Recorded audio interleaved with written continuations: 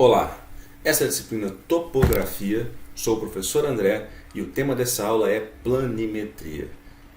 Como eu chamei a atenção anteriormente, planimetria é uma das áreas que mais exige o conhecimento para um profissional, por exemplo, na área de agronomia, engenharia agrícola e ambiental. Por quê? Vocês vão utilizar a planimetria em várias etapas e em várias atividades profissionais. E vocês vão ver exemplos aqui que vocês vão poder aplicar no seu dia a dia como um futuro profissional. A planimetria, ela é baseada conforme as normas técnicas. Nós temos diversas normas técnicas no Brasil. Por exemplo, as normas da topografia no Brasil, elas são geridas, por exemplo, pela ABNT, que desde 1940 exerce essa função de regulação e de elaboração de normas técnicas. Aqui nós temos exemplos de algumas normas técnicas, algumas NBRs. Em especial, já chamamos atenção para a norma técnica, a NBR 13133, que é específica sobre execução de levantamentos topográficos. E as outras são muito voltadas para a parte de layout, desenho, que são elementos que você também deve inserir em um levantamento topográfico. Essa NBR 13133 está disponível no site Geotech. O conceito de levantamento planimétrico deve-se considerar que são procedimentos topográficos que desconsideram o relevo, ou seja, no caso de um levantamento planimétrico, nós consideramos apenas as variações no eixo no plano horizontal. Nós não consideramos as variações no plano vertical. No levantamento planimétrico, tem-se o intuito justamente de fazer representações gráficas de uma área. Essa área será obtida justamente os elementos que compõem essa área. Por exemplo, vou fazer um levantamento planimétrico de um bairro. Então eu vou obter todas as informações referentes à rua, calçada, postes, edificações, sempre com base em ângulos, distâncias, localizações e orientações, que são os elementos que servem para fazer a posição com precisão de uma determinada entidade na superfície. A poligonal, nós também vimos anteriormente, ela é composta por uma série de linhas consecutivas. Então, a partir de um conjunto de linhas consecutivas, conectadas, é possível fazer uma poligonal, que é um procedimento que você consegue, a partir de um ponto específico, extrapolar as informações da posição, de coordenada e de orientação para os pontos subsequentes. Isso tudo utilizando, então, informações conhecidas de comprimentos e direções.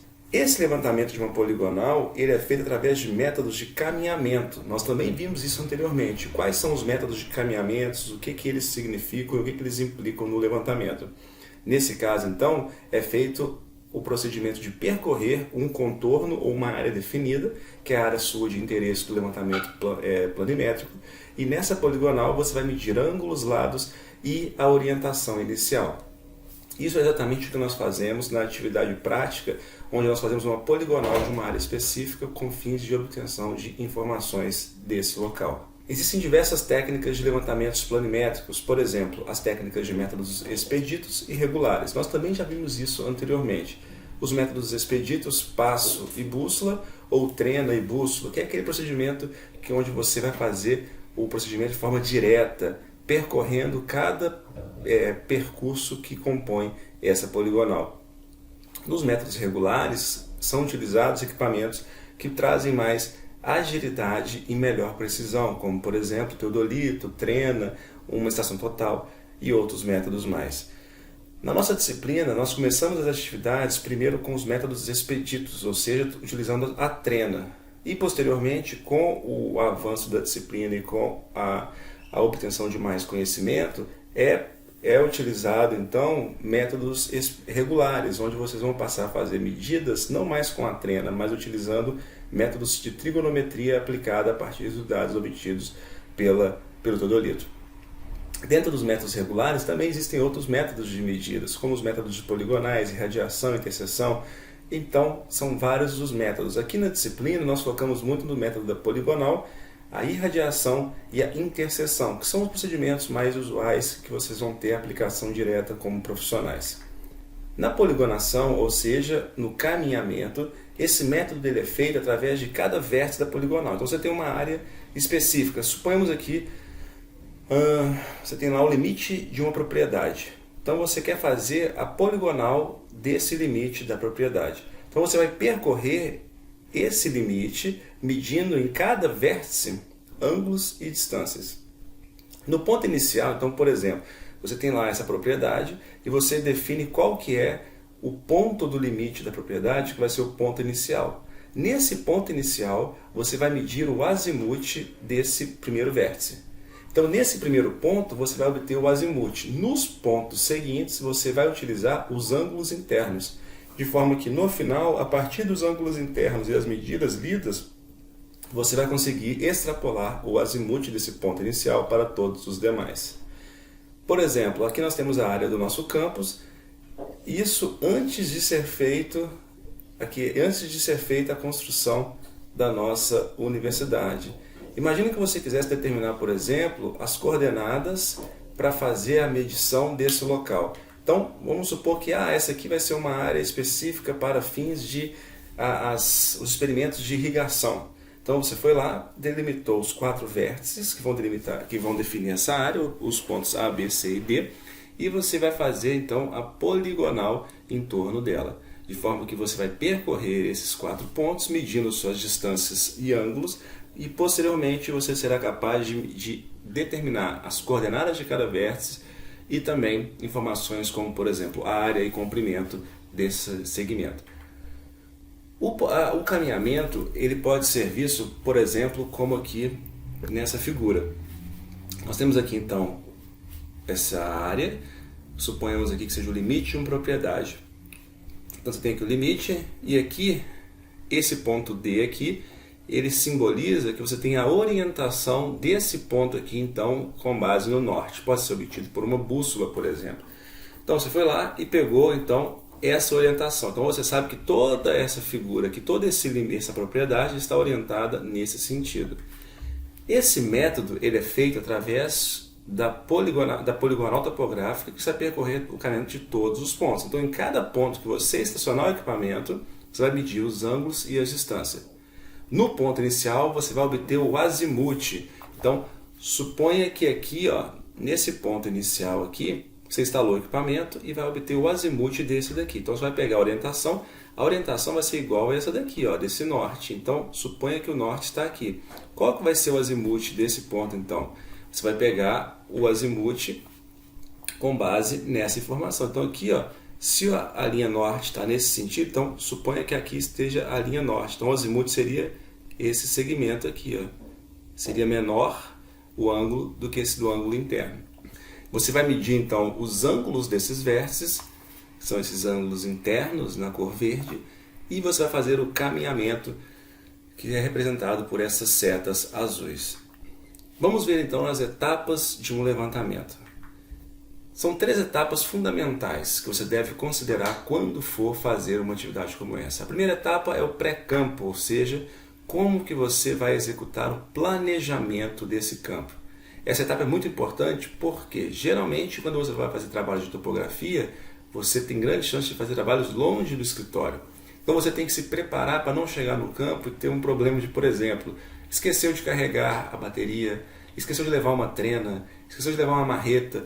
No campo, cada item que você esquece ou perde ou que não levou, ele pode inviabilizar que você execute a tarefa prevista. E aí, nesse caso, tempo é dinheiro. Imagina, você vai fazer um levantamento topográfico em uma propriedade que está, por exemplo, 1 hora de distância de Unai. Aí você pegou o carro, foi até essa propriedade 1 hora, chegou lá e viu que esqueceu a bateria. Então você tem que voltar tudo de novo, provavelmente já não vai dar tempo mais de você fazer aquela atividade naquele dia. Perdeu um dia inteiro de trabalho. No campo, você vai fazer as etapas de levantamento. Então é medir os ângulos, as distâncias, é o momento onde você vai fazer as anotações pertinentes. No campo, nós não fazemos atividades que são nem de pré-campo e nem de pós-campo. No pós-campo é onde você vai fazer os cálculos e elaborar os produtos que foram gerados através dos levantamentos no campo. Então, no pós-campo, você vai fazer os desenhos técnicos, os relatórios técnicos, as planilhas, as plantas e por aí vai. Então, essas etapas elas são muito importantes para você para ajudar a fazer a quantificação, por exemplo, de tempo que você vai gastar em cada uma delas, quais são os gastos que você vai ter para, por exemplo, contratar um auxiliar, uma pessoa de campo, uma pessoa de pós-campo, e também quais serão as ferramentas que você vai necessitar em cada uma dessas etapas. Todas as etapas elas são muito importantes. No pré-campo aqui, então, você vai fazer o reconhecimento da área que você vai fazer o levantamento. Você nunca chega no local sem ter feito uma análise de exploração prévia. Por quê? Você tem que saber, por exemplo, como que você vai chegar nesse local, como que você vai fazer o deslocamento, o veículo que você vai, ele consegue chegar até o local onde você vai fazer os levantamentos? Não. Então você vai ter que andar, tem que andar muito, tem que andar pouco, vai ter que andar em mata fechada, mata aberta. Então tudo isso é a etapa do reconhecimento. Isso vai fazer você ganhar tempo. Senão você vai chegar no campo e vai começar a descobrir na hora onde você tem que ir, perde um tempo muito grande. Você vai estabelecer também como que será feito o levantamento, qual vai ser o sentido da sua poligonal, onde que você prevê a instalação dos equipamentos, onde você prevê o trajeto mais rápido e mais acessível. Você também vai preparar os equipamentos, vai aferir o equipamento, limpar os equipamentos, carregar os equipamentos, garantir que eles estejam em perfeitas condições para o manuseio. Você também vai providenciar o material de apoio, caderneta, prancheta, planilha, piquete, marreta. Então todos os itens devem estar prontos. Por exemplo, às vezes a pessoa vai para o campo, chega lá, tem tudo, mas esqueceu de levar uma caneta, um lápis para poder fazer a anotação. Acabou. Então, por causa de um negócio de R$1, você às vezes vai perder ali uma grana muito grande que vai ser pertinente à perda daquele dia de trabalho. Ou então um aluguel que você está pagando para um equipamento, ou então a diária de um funcionário que você levou. Você também deve providenciar os equipamentos de proteção individual, os famosos EPIs. EPIs são fundamentais. Por exemplo, você vai fazer um levantamento no meio de um canavial, é importante que você leve, por exemplo, uma perneira para se proteger de possíveis animais peçonhentos. Você vai fazer um levantamento num dia onde o sol está muito forte, protetor solar, capacete. Então a vestimenta, tudo isso deve ser considerado no momento que você vai fazer o pré-campo, as etapas de planejamento. Lembre-se que uma equipe mal preparada você vai significar uma perda de dinheiro, porque essa equipe vai render muito menos. Se rende muito menos, você tem o seu ganho diluído em função de perdas provenientes de condições diversas. No campo você vai fazer o levantamento dos dados, aqui por exemplo, através da materialização dos pontos de apoio. Pontos de apoio são aqui, conforme a NBR 13133, são pontos convenientemente distribuídos que amarram ao terreno o levantamento topográfico e por isso devem ser materializados. Ou seja, os pontos de apoio são esses pontos que nós chamamos de marcos. Isso nós vamos ver mais para frente também o que eles são precisamente. Mas os marcos são pontos que são materializados, eles são fixados através aqui de uma placa que possui um centro e ela é concretada de forma que você não vai ter deslocamento dessa placa. Então, uma equipe responsável por levantamento anterior foi nesse local, instalou esse ponto de apoio. Então, se eu for nesse local e quiser utilizar esse ponto de apoio para a partir dele fazer o meu levantamento, eu consigo ter essas informações com precisão extrapoladas para o meu levantamento em questão. No ponto de apoio, nós também temos outras formas de fazer. Por exemplo, isso aqui é muito comum, quando você estiver andando na cidade, repare no chão. Às vezes você anda num lugar e vê lá uma marca de tinta, é muito comum ser uma tinta vermelha ou branca. E aí você tem lá um círculozinho no meio uma pontinha, por exemplo, vermelha. Isso aqui quer dizer que uma equipe de topografia passou nesse local. Geralmente, quando se usa esse tipo de marcação, é porque a equipe vai fazer um transporte de coordenadas de pontos com muita rapidez. Então, por exemplo, suponha que a pessoa instalou o equipamento e aí acabou de instalar o equipamento e parou um ônibus na frente. Então impede que ela visualize o alvo de interesse. Só que ao mesmo tempo ela não quer ter que obter um outro ponto que vai ter que fazer a amarração. Aí ela cria aqui, o topógrafo cria esse ponto num local específico somente para fazer uma rápida transposição, obter a informação de desejo e retornar para o seu ponto de interesse. Então isso aqui são geralmente medidas para pontos muito rápidos e muito sem necessidade, talvez, de um retorno posterior no futuro. Os marcos de concreto já são os marcos onde você vai ter aí um ponto de controle, um ponto de apoio de duração longa. E nos marcos de concreto você tem aqui essas chapas de identificação de pontos. Essas chapas elas ficam justamente para garantir que você no futuro consiga saber quais são as informações. Então, a partir do código que contém nessa placa, você vai conseguir acessar as informações pertinentes às suas posições. Essas informações elas são disponíveis através de monografias de marcos geodésicos. Aqui nós temos um exemplo nessa figura de um marco geodésico que foi instalado em um local específico. E quando você chega no local, vamos supor que você está fazendo um levantamento nessa região, e aí você viu que tem esse marco geodésico nesse ponto. Então você vai, a partir do código que nele possui, utilizar todas as informações que estão descritas nessa monografia.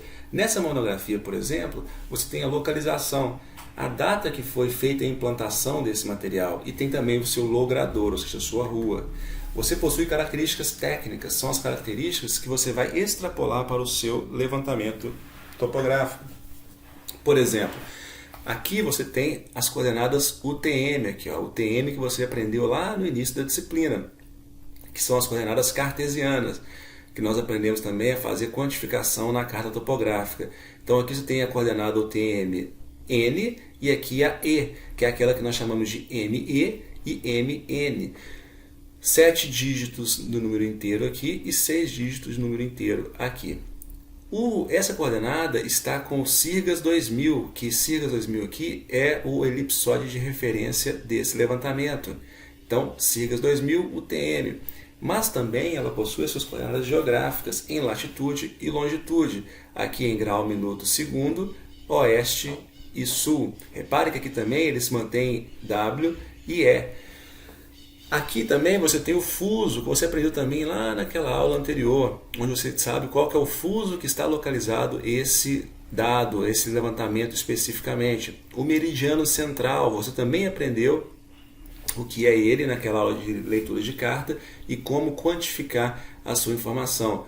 Você tem aqui, ó, o H elipsoidal, a altura dele, e aqui em relação ao elipsoide, aqui a altura ortométrica, nesse caso em relação à geometria.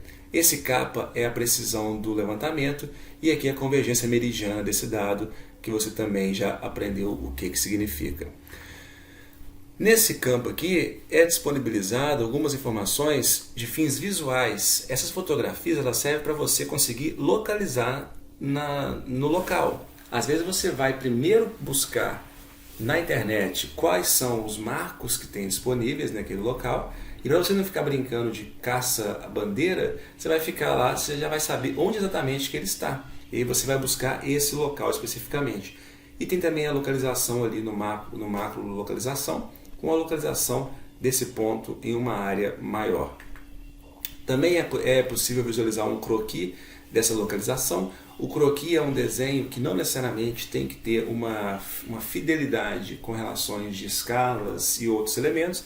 Ele geralmente serve para você ter uma representação gráfica de o que você está fazendo no campo. O itinerário, ele também serve para auxiliar na busca desse marco. Então você tem as informações desse caso. No campo, você vai levantar esses dados. Então, como você vai fazer o levantamento desses dados? Você vai ocupar cada ponto e em cada ponto fazer a sua medida efetiva dos ângulos. Então, pode ser feito com teodolito e com bússola. Com teodolito, você vai medir os ângulos internos e o azimuth.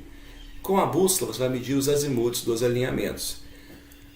Para medir as distâncias horizontais, você pode utilizar a trena ou o medidor eletrônico. Nesse caso, você também pode fazer, nós vamos aprender isso lá na parte final da disciplina, a fazer a medida de distâncias horizontais e verticais através somente de métodos trigonométricos com a mira e o teodolito. Você deve sempre elaborar um croquis do seu levantamento. O croquis ele serve para que você depois no pós-campo saiba o que aquele ponto 1 é. Aquele ponto 5, ele era o quê? Ele era meio fio, ele era rua? Onde que ele está localizado? Isso serve para auxiliar na sua interpretação posterior.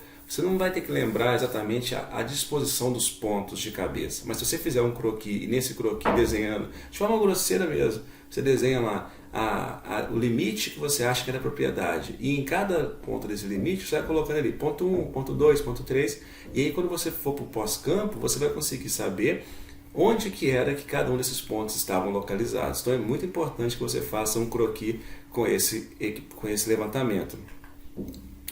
No pós-campo você vai fazer os cálculos. Então todos os cálculos você faz no pós-campo, que é o momento que você vai sentar com calma, vai estar num ambiente com sombra, com uma temperatura mais agradável, e você vai fazer, por exemplo, as medidas de ângulos internos, coordenadas, perímetros, área, por aí vai. Essa etapa também ela requer uma maior atenção, porque se você fizer um cálculo errado, você pode prejudicar todo o seu levantamento. Nessa etapa você faz a planta, o memorial descritivo, os relatórios técnicos e outros elementos pós-campo. Etapas da poligonação. Então, quando você vai fazer uma poligonal, a primeira coisa que você tem que fazer é reconhecer e demarcar os vértices que você vai fazer o levantamento. Então, por exemplo, você vai fazer o levantamento de uma propriedade, só que você chegou nessa propriedade, você viu que tem alguns pontos que tem muita árvore. Então, se você tiver muita árvore, pode ser que prejudique a visualização de um determinado ponto que você tenha que fazer a obtenção de suas informações. Então, você tem que, no campo, escolher já de antemão quais são os pontos que você pretende instalar o equipamento e traçar ali mentalmente qual que vai ser o trajeto desse percurso. Isso ajuda que você ganhe tempo. Por quê? Se você deixar para poder escolher isso no momento que instala o equipamento, pode ser que você vai gastar maior tempo para escolher o ponto, aí você foi lá, fez a leitura de Vant, instalou o equipamento nele, fez a leitura de Ré, e aí quando você vai dar continuidade na poligonal, que você vai ver que o ponto ali está obstruído por uma árvore. Então você perdeu tempo. O procedimento 2, você vai estacionar o seu equipamento. O estacionar, que a gente chama, é instalar. Então sempre que a gente falar instalar ou estacionar, é a mesma coisa. Aqui nessa figura mostra uma representação de como que é feita essa instalação. Então a instalação, você vai ter aqui no solo um ponto específico que você tem que centrar o equipamento.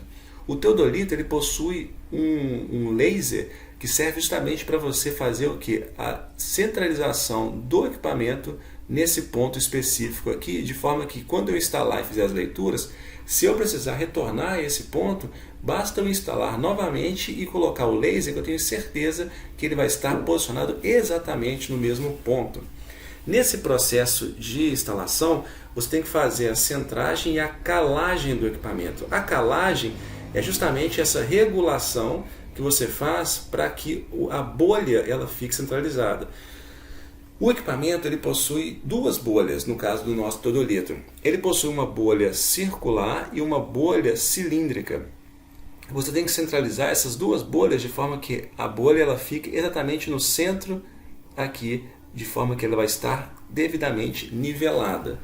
Geralmente, qual que é o processo que eu indico que seja feito? Primeiro você instala o equipamento e faz aqui uma regulagem primeiro nas pernas do tripé, através da forma que você garanta que você primeiro vai chegar o mais próximo possível do centro dessa bolha.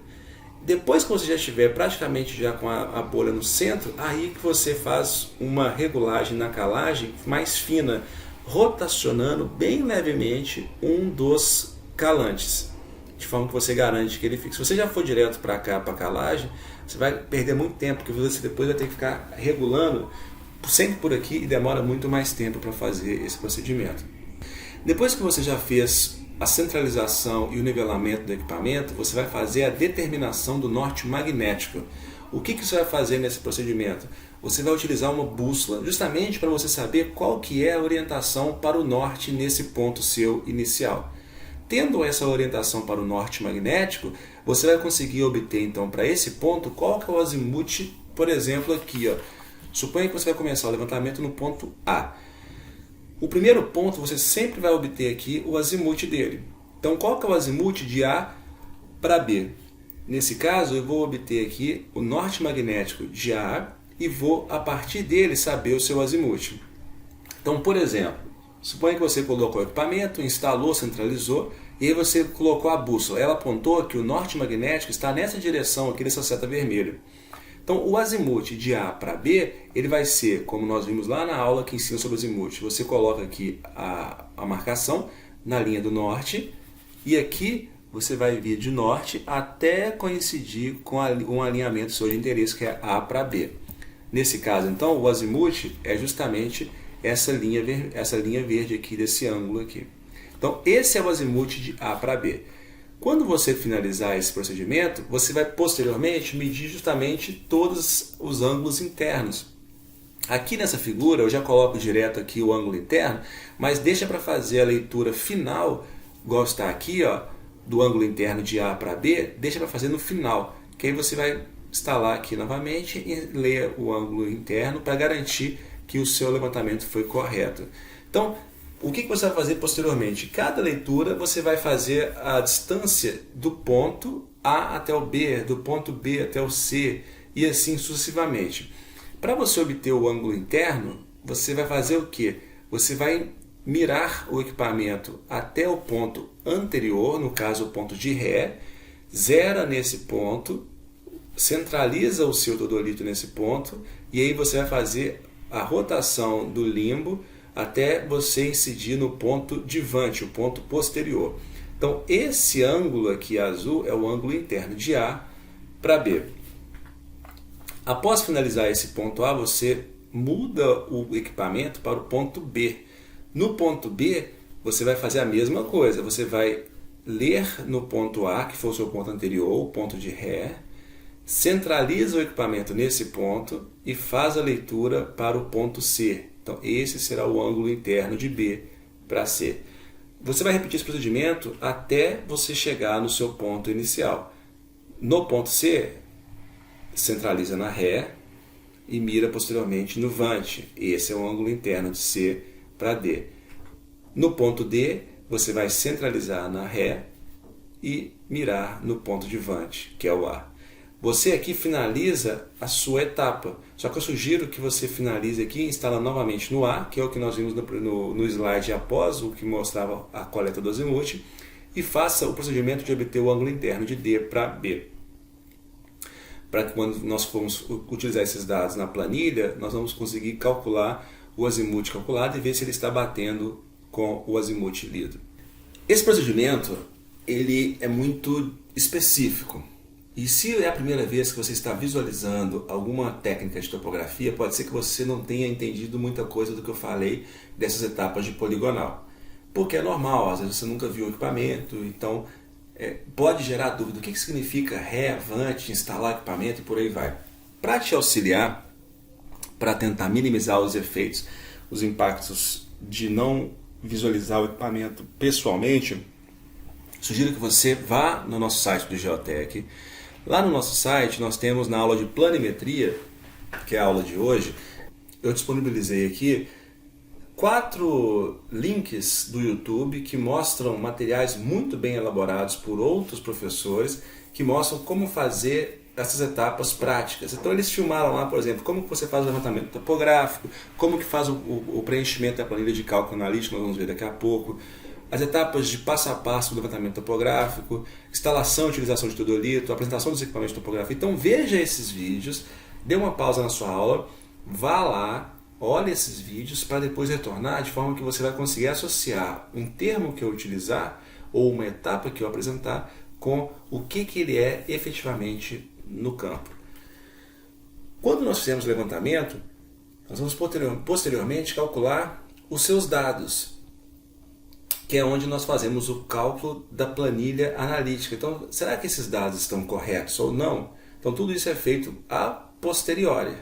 Por exemplo, aqui, ó, nós temos que, após fazer o levantamento, fazer o cálculo do erro de fechamento angular. Ele serve para avaliar se o seu levantamento ele possui algum erro. Nós vimos isso na aula de poligonal, que poligonal aberta, fechada, e algumas você não tem condições de fazer a aferição do erro presente. Como a nossa poligonal do exemplo é uma poligonal fechada, é possível você fazer o cálculo do erro. Isso é feito de forma que você vai conhecer se ele possui ou não um erro inerente.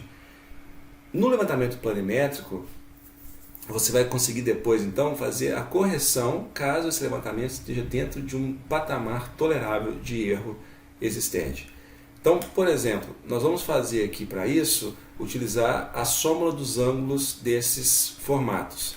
Por exemplo, Como que você calcula os ângulos internos, o somatório dos ângulos internos?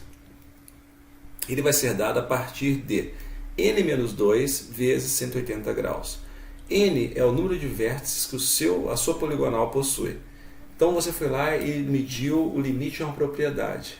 Ela possui 4 lados, então são 4 vértices, então é um polígono de 4 lados. Então você vai colocar ali no lugar do N, 4. Você mediu uma propriedade que possui 8 lados, então são 8 vértices. Você vai colocar então 8 menos 2. Então a quantidade de vértices é o que você vai substituir pelo N. Para você calcular o erro tolerável, ou seja, avaliar se o erro que está no seu levantamento ele é tolerável, você vai utilizar essa fórmula. Já te antecipo que todo levantamento tem algum erro. É impossível não ter um erro. A questão é que o erro não pode estar acima do que é tolerado pela NBR. O erro tolerável ele vai ser dado em função dessa fórmula, onde você vai ter mais ou menos a precisão, que é esse P, vezes a raiz de N. A precisão ela é relativa à precisão do instrumento. Ela pode variar então conforme o nível de detalhamento do equipamento. No nosso exemplo aqui da aula, nós vamos simular com o exemplo se fosse 1 minuto de precisão. O equipamento nosso, teodolito, ele possui 2 segundos de precisão.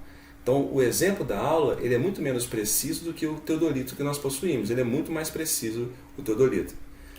E a raiz de N é o número de vértices. No caso da nossa propriedade, ela possui 4 lados. Então, vai ser 1 minuto.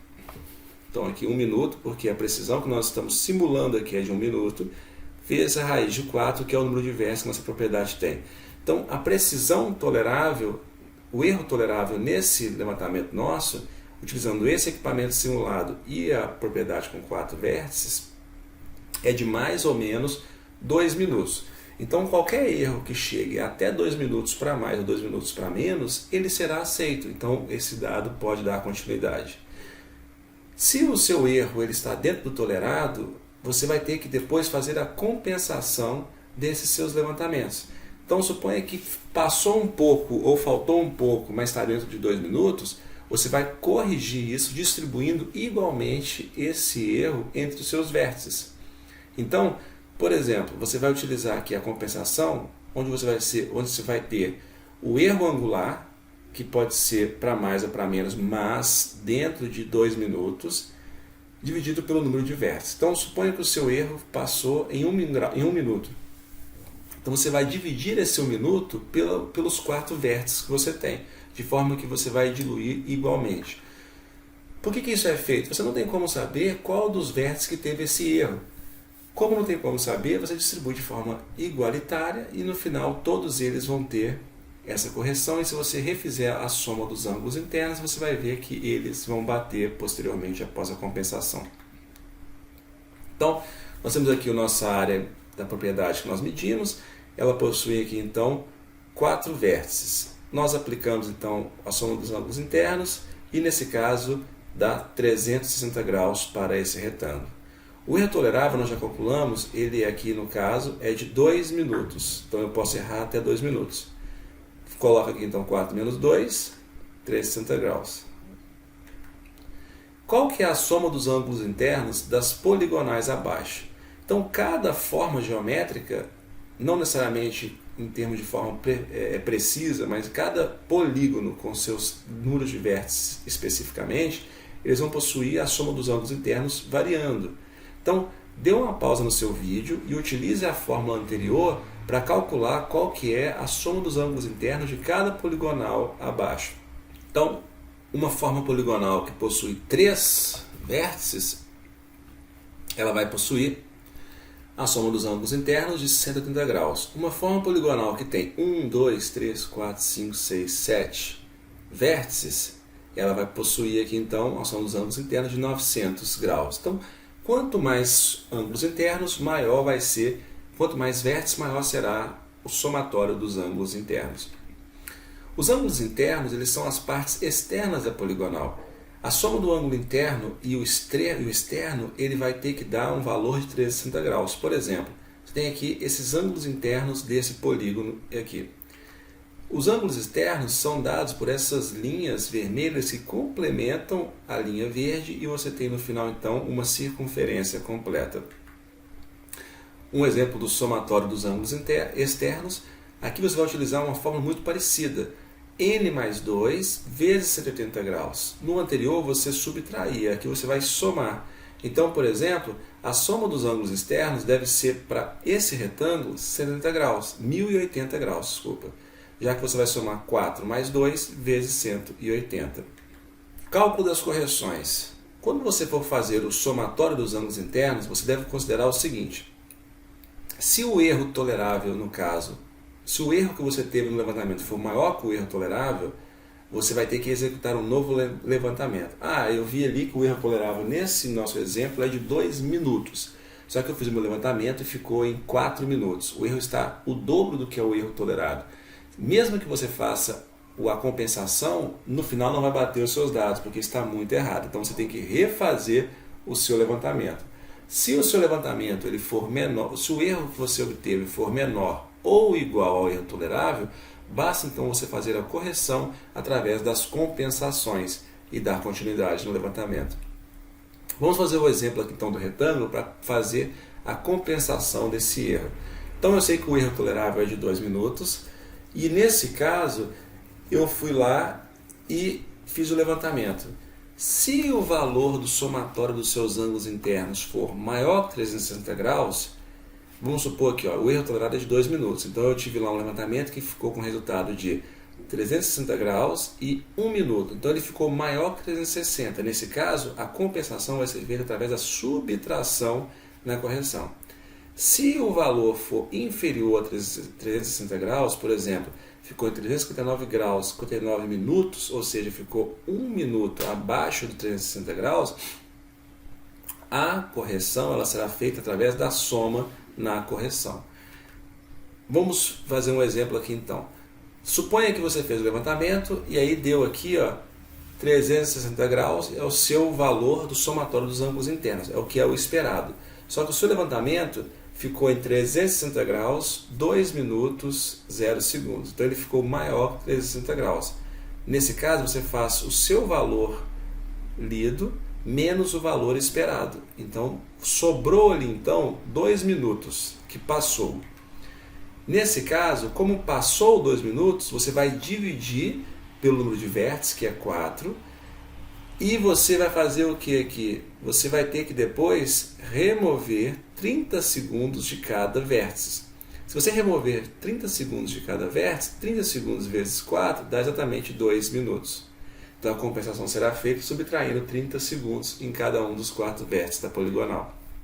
Se o valor do somatório dos ângulos for menor que 360 graus, você vai ter que somar na correção. Por exemplo, você fez o levantamento e o somatório dos ângulos internos ele é 360 graus. E aí no seu levantamento o somatório deu 359 graus 58 minutos. Então faltou 2 minutos para chegar no valor do somatório dos ângulos internos. Nesse caso, você vai pegar esses 2 minutos, dividir por 4, que é o número de vértices, e você vai ter que fazer o que então? Somar 30 segundos em cada um dos 4 vértices da poligonal. Quando você somar 30 segundos em cada um dos vértices, se você fizer novamente a soma dos ângulos internos do seu levantamento, o valor finalizará então em exatamente 360 graus. Vamos fazer esse exemplo aqui. Faça no seu caderno essa planilha, coloque exatamente igual está aqui e faça esse quadro com 4 vértices. Nós vamos simular como se fosse uma poligonal. Aí você foi lá, tem o ponto A, B, C e D. E aqui a planilha contendo a estação, que é o local onde você vai instalar o equipamento. O ponto visado é o ponto que você vai ler o segmento, a distância horizontal, o ângulo interno, e aqui nós vamos ver daqui a pouco o que significa essas duas informações. Então, você primeiro fez a leitura. Então você instalou o equipamento no ponto A e vai fazer a leitura do ponto A para o ponto B. Para você fazer a leitura do ponto A para o ponto B, você centraliza no ponto D e faz a obtenção do ângulo interno AB. Então o que você vai colocar na sua planilha aí? Preencha ela antes de olhar o próximo slide. Dê uma pausa. Então você colocou aqui, ponto A, ponto visado, ponto B. Aí você foi lá e puxou com a trena, 20 metros e 20,8 metros. Então aqui é o valor que você coloca, 20,8 metros. Qual que é o ângulo interno de A para B? 90 graus, 1 minuto. Então, essas são as informações. A correção você vai fazer depois, e a compensação também depois. Isso é o que nós fazemos no campo. No campo você só vai anotar isso aqui, ó, 20.8 e 90 graus em 1 minuto. Acabou esse ponto, você vai instalar o equipamento no ponto B para fazer a leitura das informações de B para C. Então você foi lá, instalou, fez a avisada na Ré, centralizou e depois colocou no C, 89 graus, 56 minutos, que é o ângulo interno de B para C, puxou a trena 25 metros. Aí você vai lá e coloca nessa planilha essa informação, deu uma pausa e faça o preenchimento. Então você obteve aqui, ó, B para C, 25 metros e o ângulo interno. Acabou isso daqui, você vai fazer a instalação do equipamento agora no ponto C. Você instalou no ponto C, fez a leitura do ângulo interno e puxou aqui a trena e obteve a distância horizontal. Faça o preenchimento na sua planilha. E por fim, você instalou aqui no ponto D, fez a leitura na Ré em ponto C e fez a leitura no ponto A, para você obter o ângulo interno. Então você teve aqui o ângulo interno de D para A e a distância horizontal de D para A. Então você fez o preenchimento aqui de todas as informações. Agora você tem que fazer então a correção. Como que você faz a correção? Você já aprendeu isso no slide anterior. Qual que é o somatório dos ângulos internos para essa forma geométrica? Então faça aí o preenchimento.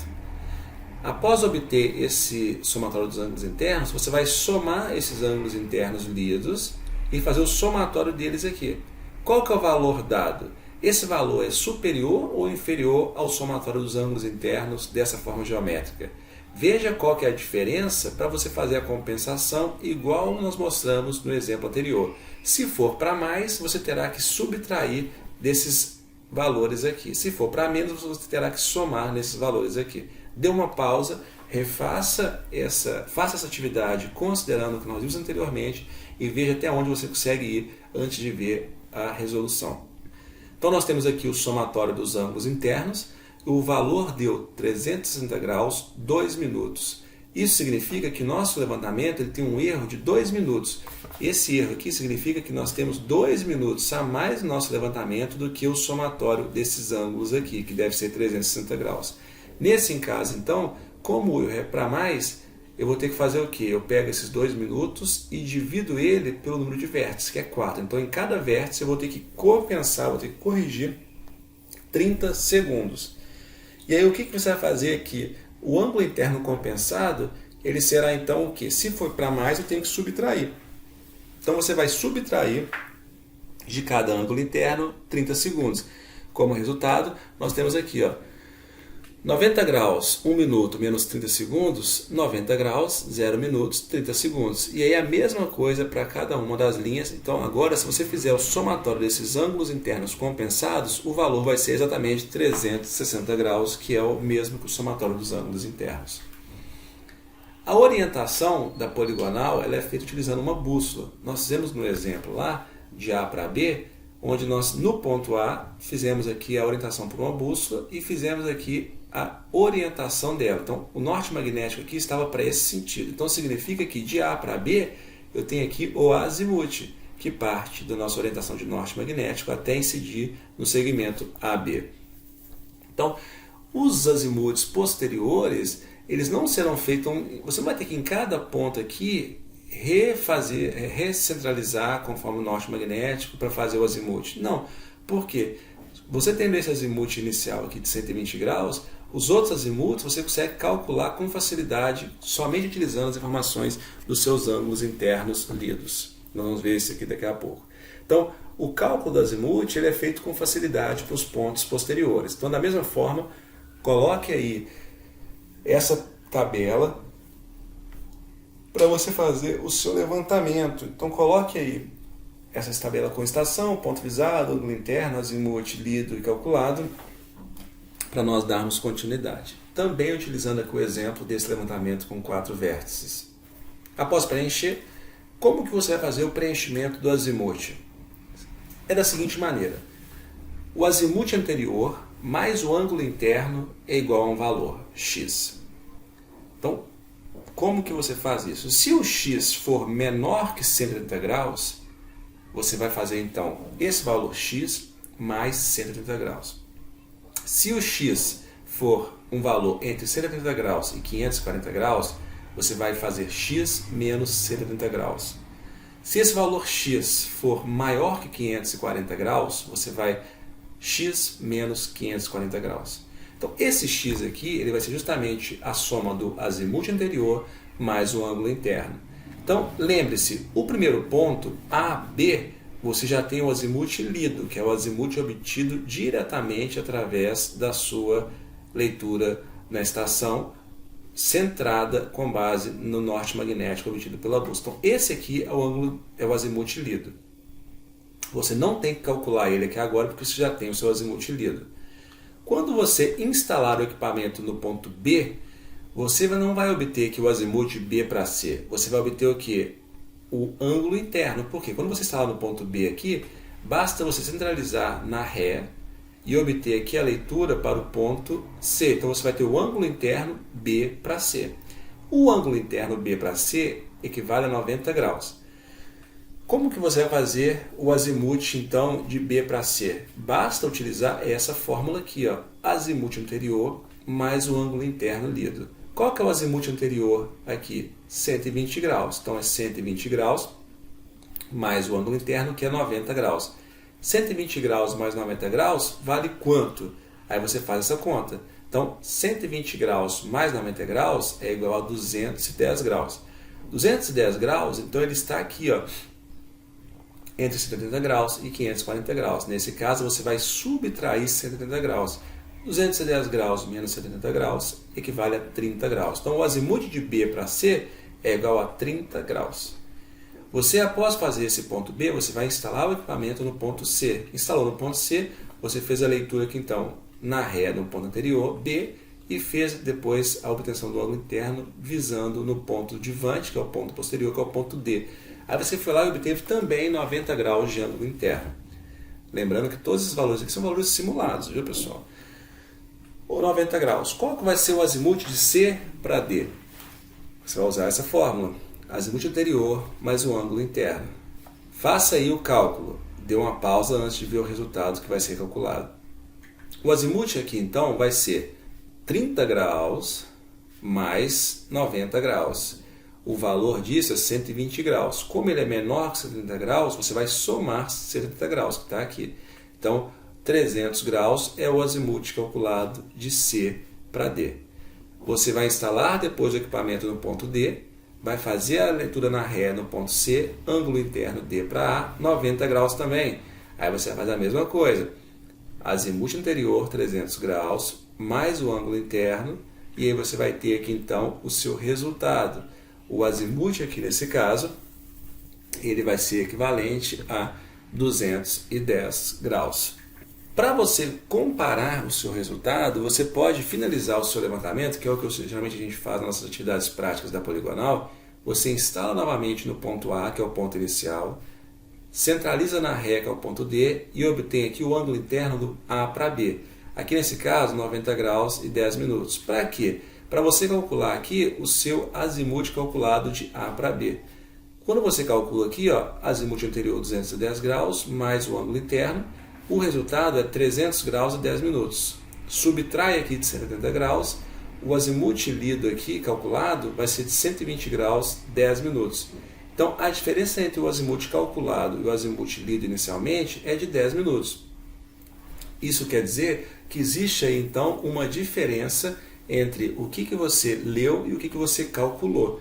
Dessa maneira, é necessário fazer a compensação. Aqui eu coloquei só agora, mas na verdade esses valores de distância horizontal você obtém durante as leituras dos segmentos em especificidade.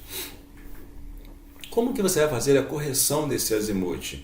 Nesse caso, você vai utilizar o erro encontrado na soma dos seus ângulos internos. É similar ao que você fez na etapa da correção dos ângulos internos anterior. Mas aqui no caso, então, você vai fazer a soma.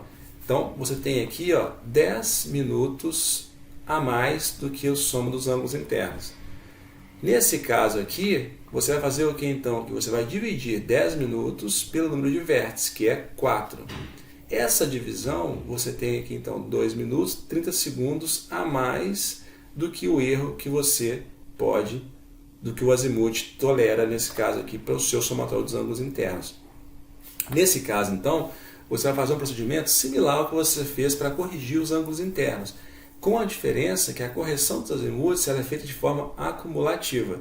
Por exemplo, nós temos aqui os seus valores dos ângulos do azimuth. Então, como que você vai corrigir esses ângulos? Você tem aqui, ó, você sabe que o erro ele é de 2 minutos e 30 segundos. Então, você vai corrigir 2 minutos e 30 segundos do vértice B para C, mais 2 minutos e 30 segundos. Então, no caso aqui não é 2 minutos e 30, aqui é 5 minutos. Então, 5 minutos mais 2 e 30, 7 minutos e 30 segundos. 7 minutos e 30 segundos mais 2 minutos e 30 segundos, você vai ter 10 minutos. Então, se você ver aqui, ó, no final, a correção ela é igual ao valor que extrapola no total, que é 10 minutos. Então, você vai fazer essa correção para cada vértice.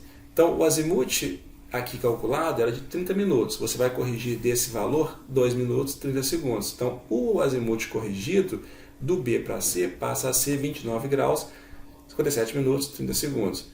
Corrige 5 minutos desse aqui, 7 minutos e 30 segundos desse aqui e 10 minutos desse aqui. Repare que o azimuth calculado do vértice A para B tinha dado 120 graus, 10 minutos. Após corrigir esses 10 minutos, você passa a ter então 120 graus, 0 minutos. E aqui, repare que o azimuth corrigido ele é igual ao azimuth lido. Isso indica que os seus dados estão agora devidamente corretos e corrigidos.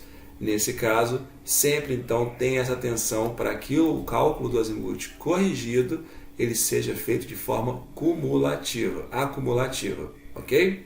Então, isso vai ser feito. Uma outra etapa que nós utilizamos é a etapa de irradiação, ou método de coordenada polar. A irradiação ela é muito utilizada para áreas menores, e onde você vai ter como intuito justamente de obter, a partir de uma linha de referência, você vai querer medir pontos específicos através de ângulos e distâncias. Essas distâncias elas podem ser obtidas através de trenas, os distanciômetros, ou até mesmo de formas trigonométricas, igual nós podemos fazer como exemplo daqui a pouco. Essa etapa de irradiação é uma etapa que nós utilizamos para obter levantamentos de detalhes. No nosso trabalho da disciplina, quando nós fazemos o trabalho de cálculo de barragens, nós utilizamos o método de irradiação para obter as coordenadas e os dados altimétricos em cada ponto dentro do nosso levantamento. E em determinadas situações, ele também é utilizado, a irradiação, para melhorar o detalhamento da superfície. Então você pode fazer esse método combinado com outros métodos, por exemplo, de poligonação. Então eles podem se somar para melhorar em alguns pontos específicos do seu levantamento o nível de detalhamento. Então, como que esse método de radiação ele é feito? O equipamento ele vai ficar estacionado sobre um ponto fixo. Suponha aqui que você tem aqui o ponto A e o ponto B. O ponto A é onde você vai ocupar e vai instalar o equipamento. O ponto B ele serve para você obter a direção AB, que será aqui a sua direção de referência, essa linha vermelha simbolizando esse segmento de referência. Tendo essa referência, você consegue fazer a obtenção dos seus elementos de interesse, por exemplo, um ponto P específico. Para você obter esse ponto P, a partir da referência AB, você consegue extrapolar todas as informações de interesse que você quiser do ponto P. Então isso vai ser feito a partir da distância do ponto A para o ponto P e também a partir do ângulo alfa que você vai partir de referência do seu ponto B. Com essas duas informações, você consegue, por exemplo, obter informações de distância do ponto P, coordenada do ponto P e outras informações que nós utilizamos no levantamento topográfico. Então aqui nós temos um exemplo na nossa fazenda, no nosso campus. Suponha que você tem aqui o ponto A, que você instalou o equipamento, um ponto B que vai servir de referência para os outros levantamentos, e você quer obter informações desse ponto 1 e depois de um ponto 2 especificamente. Repare que de um único ponto você conseguiu extrapolar, irradiar, para extrair coordenadas de um ponto 1 e de um ponto 2. Isso serve justamente para fazer a obtenção de levantamento de dados com maior detalhamento. Para você fazer o cálculo das coordenadas, nós utilizamos essa fórmula aqui. A coordenada do ponto da coordenada no eixo x, ela vai ser dada através da distância a distância aqui no caso. Qual que é a coordenada do ponto 1? É essa distância aqui que é dada por essa linha amarela, vezes o seno de alfa. O alfa vai ser esse ângulo aqui que vai ser obtido através da diferença entre o ponto B e o ponto 1. A coordenada y vai ser dada pela distância, vezes o cosseno do ângulo alfa. Dessa maneira, você vai ter o cálculo das coordenadas de um outro ponto a partir dos pontos conhecidos A e B. Durante o levantamento de detalhes, é muito importante, retorno aqui àquilo que eu chamei atenção para vocês, da elaboração do seu croquis. Sem o croquis, você vai se perder depois. No trabalho prático que nós fazemos de levantamento de barragem, nós fazemos um croquis e nesse croquis nós espacializamos todos os pontos que nós fazemos as medições com seus respectivos números, de forma que depois, caso um ponto tenha algum erro, você consiga se localizar espacialmente onde que ele está posicionado. Então, por exemplo, você vai fazer o levantamento por irradiação nessa área da prefeitura aqui de Unai. Você instalou o equipamento onde está esse triângulo vermelho aqui. Você vai fazer a leitura de um quarteirão, de outro quarteirão, da edificação da prefeitura de um lado, da edificação da prefeitura do outro lado e de um outro quarteirão. Se você não especializar isso em um croquis, depois você não vai lembrar mais se o ponto 1 era da prefeitura, se o ponto 1 era daquele ginásio e por aí vai. Então é fundamental essa espacialização através do croquis. A interseção, nesse caso, você só pode utilizar em pequenas áreas. A interseção ela é feita utilizando algum vértice inacessível. Então, por exemplo, você está fazendo um levantamento topográfico de uma área e suponha que você precisa de saber a coordenada, a informação de um ponto que está de inacessível, seja porque é muito íngreme, ou então ele está no meio de um brejo que choveu muito na semana anterior e agora está alagado e você não consegue acessá-lo. Você não tem que, em algumas situações, expor a sua equipe a um risco, até mesmo físico. Nesse caso, é utilizado o método de interseção. E através da interseção de pontos conhecidos, você vai conseguir extrapolar uma informação e obter a coordenada e a informação de um local sem que você tenha que necessariamente ir até ele. Por isso que ele é feito em pequenas áreas, justamente porque você vai ter, no caso, a propensão a um erro maior do que se você for medir. Por exemplo, suponha que você está fazendo um levantamento aqui dessa propriedade e você está fazendo a obtenção dos pontos do limite dela, que é justamente próximo a esse rio. Só que, porventura, nesse outro lado do rio aqui, nesse ponto preto, é onde está localizado algum objeto de interesse que você vai fazer, por exemplo, a ligação da fiação de energia que vai passar por cima desse rio. E você precisa de colocar no seu projeto as coordenadas desse ponto para você fazer a centralização no seu lado da sua propriedade de onde que vai estar esse poste na sua, de forma que ele fique alinhado. Você não vai ter que falar para a sua equipe, atravessa esse rio nadando aqui, não. Nesse caso, você não vai expor eles a isso. Você pode utilizar então o método de interseção para que a partir desses dois pontos aqui, por exemplo, você faça a obtenção dos dados desse ponto aqui sem que você tenha que ir até ele. Nesse caso, como que nós fazemos isso? Por exemplo, tem aqui um rio e você precisa saber as informações de coordenadas desse ponto que está lá do outro lado do rio. Você está aqui, ó, você está desse lado de cá e tem que saber as coordenadas do ponto desse lado de cá. Como que você vai fazer isso? Você vai fazer primeiro a definição de uma linha e essa linha ela vai ser composta por pelo menos 2 pontos. 2 pontos são suficientes. Então você delimita lá 2 pontos específicos. Ela tem que ter pelo menos 50 metros um do outro. Tendo esses 50 metros, você já tem então os 2 pontos da sua linha de referência base. Posteriormente, você instala o instrumento em um ponto. Suponha aqui que nós estamos primeiro nesse ponto aqui. Ó.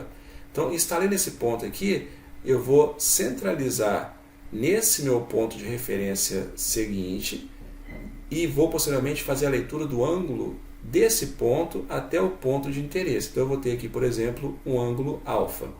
Fiz essa obtenção, eu vou deslocar o equipamento para o outro ponto, da mesma forma vou centralizar aqui e vou obter o ângulo beta, que vai ser desse ângulo do ponto conhecido aqui até o ponto de interesse. Então eu tenho aqui o ângulo alfa e o ângulo beta.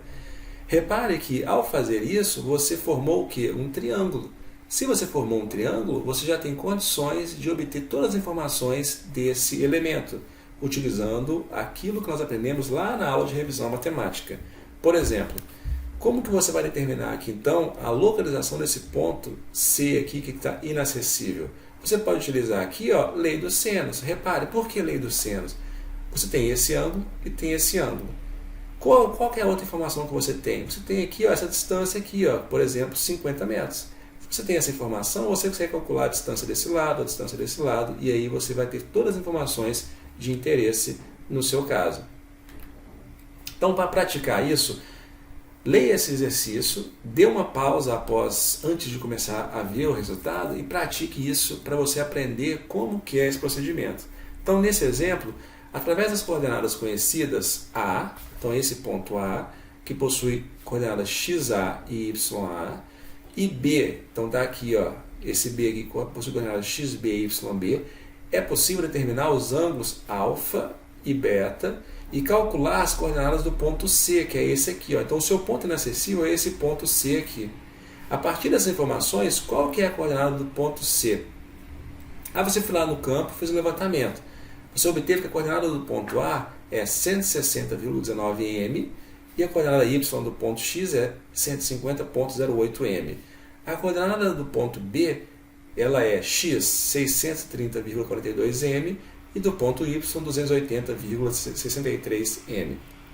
Isso significa que você tem condições de saber as coordenadas do ponto A e do ponto B. Quando você foi no campo também, você obteve aqui os ângulos alfa e beta. O ângulo alfa ele é 48 graus, 50 minutos, 46 segundos. E o ângulo beta ele é 50 graus, 36 minutos, 41 segundos. Com base nesses dados que você obteve no campo, quais são as coordenadas e o ângulo aqui, ó, desse ponto C, esse ângulo gama aqui? Então, dê uma pausa no seu vídeo e retorne nos nossos slides anteriores, relembre naquela aula de revisão matemática como que é o procedimento. Repare que aquilo que eu chamei a atenção para vocês lá no início. Aqui, o que está sendo cobrado aqui não é nem a topografia em si, mas é aquilo que nós vimos lá na aula de revisão matemática. E se nós soubermos direitinho como aplicar a lei do seno, cosseno e tangente, teorema de Pitágoras e lei dos senos, aí você faz tudo com muita facilidade. Somente com essas informações você resolve isso aqui com muita simplicidade. Então dê uma pausa e faça essa atividade aqui. Então, eu gosto de dividir esse exercício para ficar mais fácil em 6 etapas. A etapa 1, eu começo fazendo o cálculo do lado C. Qual que é o cálculo do lado C? Está aqui, ó. Eu preciso saber qual que é a distância desse segmento. Como você vai fazer isso? Utilizando o conhecimento que você fez lá de teorema de Pitágoras. Nesse caso aqui, ó, você tem essa informação aqui do ponto A e do ponto B. Você tem as coordenadas deles. Então, nesse caso, fazendo essas coordenadas aqui, você obtém que o resultado do lado C é 478,02 metros. Então, já tem essa informação. Tendo essa informação, o ponto 2, eu vou calcular aqui qual que é o valor de gama. Como que eu vou calcular isso? Eu já tenho o valor de alfa e já tenho o valor de beta. Se você sabe quantos graus que tem que ter um triângulo, basta você fazer esse valor menos o somatório dos ângulos alfa e beta. Nesse caso aqui, o ângulo alfa, beta mais o gama, eles têm que ser 180 graus. Você já tem o valor de alfa e beta. Então, gama equivale a 80 graus, 32 minutos, 33 segundos. Tendo essas informações, agora eu vou calcular os lados de A, Azinho e Bzinho. Como que nós vamos fazer isso? Utilizando lei dos senos. Você já tem as informações pertinentes. Então, Azinho aqui, ó, ele vai ser equivalente a seno de alfa, que é esse ângulo aqui, vezes o lado C, dividido por seno de gama, que está aqui. O lado Bzinho ele vai ser obtido através de seno de beta, que você já tem, vezes o segmento C, dividido por seno de gama, que você também já possui. Então, o lado Azinho ele vai ser 372,5 metros e o lado Bzinho 372,35 metros. Na quarta etapa, nós vamos calcular os azimutes A, B, ou seja, qual que é o azimute de A para B? Para isso, eu vou calcular aqui o azimute a partir desse ângulo. Então, eu tenho aqui, ó, esse ângulo aqui forma um triângulo, repare. Então, qual que é o ângulo aqui dentro desse caso aqui? Então, desse ângulo alfa dele, eu tenho aqui que a tangente de A para AB vai ser a coordenada obtida a partir desses valores. XB menos XA, YB menos YA. O resultado, então, eu tenho aqui fazendo um arco tangente, 74 graus, 29 minutos, 1,48 segundos. Só que eu quero saber aqui agora é o ângulo de A para C. Para fazer isso, então, basta eu calcular agora o azimuth de A para C. O azimuth de A para C, eu vou ter aqui o seu resultado. A para C vai ser igual a esse ângulo, esse azimuth A para B, menos o alfa. O alfa você já tem, então basta você fazer o que agora aqui? O azimuth de AB menos o alfa, e aí você tem aqui então que o azimuth de A para C, que é o complemento desse restante do alfa, ele equivale a 25 graus, 38 minutos, 15,48 segundos. Então já temos quase todas as informações. Agora a única informação que falta é justamente o cálculo das coordenadas de C, que é esse ponto aqui. As coordenadas nós vamos utilizar aquela forma que nós vimos anteriormente. A coordenada XC ela vai ser igual à coordenada XA, que é meu ponto de referência, mais a distância de A para C, que é a minha referência, vezes o seno de A para AC, que é esse ângulo aqui. Então, qual que é o valor? Você já tem todas as informações, basta então você substituir esses valores nessa sua equação e fazer o cálculo. De y vai ser o que? YA, que é a coordenada que eu já tenho conhecida, mais a distância de A para C, vezes o cosseno do azimuth AC. Da mesma forma, você também tem todos os dados. Então, as coordenadas XC e YC são 321,36 metros e 485,9 metros. Existem outras formas de você obter esses resultados. Essa é uma das formas. Você pode utilizar a forma que você quiser. Caso você opte por uma outra forma, não tem problema. Desde que você faça a sua dedução para que eu consiga visualizar isso na hora que você fazer a sua resolução. O importante é que o resultado seja o resultado correto. Vamos fazer agora um exemplo de um levantamento planimétrico. Aqui é como se nós fôssemos fazer um levantamento planimétrico em um local específico, com as etapas aqui no caso pós-campo também, que é da planilha do cálculo analítico. Essa é a etapa, ela tem um vídeo também exemplificando isso no YouTube, no material complementar do nosso site. Veja lá depois também para você associar essa informação que nós estamos vendo aqui com a informação prática do campo. Então, como que é feito aqui? Suponha que nós temos aqui então a nossa área de interesse, que vai ser a área que nós vamos fazer a poligonal, a propriedade ou então o limite de uma área específica. Você começa fazendo um croquis, você no croquis vai fazer lá os seus limites. Você tem aqui ó, o ponto A, B, C e D. Você desenha ele no seu caderno e você obteve aqui no primeiro ponto, no ponto A, qual que é o azimuth de A para B. Então você teve que o azimuth inicial de A para B, instalando o equipamento aqui, foi 313 graus, 12 minutos, 50 segundos. Então esse é o azimuth A para B. Lembrando que nós obtemos o azimuth no primeiro ponto. Os demais nós vamos calcular a partir dos ângulos internos e o azimuth anterior. Então você obteve aqui essa informação e aí você fez aqui o levantamento em cada um dos pontos. A para B, A para C, B para A, B para C, C para D e D para A. Isso aqui é somente para poder mostrar qual foi a leitura do ângulo interno. Então aqui ó, o ângulo interno simples e aqui no caso o duplo, só para poder averiguar se os valores estavam corretos. Então aqui é o ângulo interno a partir desses ângulos dedos. Então aqui é a leitura, o preenchido na planilha. Você tem aqui, por exemplo, A para D, 0 graus, e a leitura, no caso aqui de A para B, 90 graus, 14 minutos. Então a leitura simples, leitura dupla, sempre instalando no ponto, repare que ó, de B para A, 0 graus, de B para C, aqui no caso, 89 graus, 44 minutos. Essa leitura dupla é para você poder depois, caso você queira fazer duas leituras para obter a média dela. Então, o que está mostrando aqui é justamente o que nós vimos naquele exemplo anterior, com a diferença com a leitura simples e leitura dupla.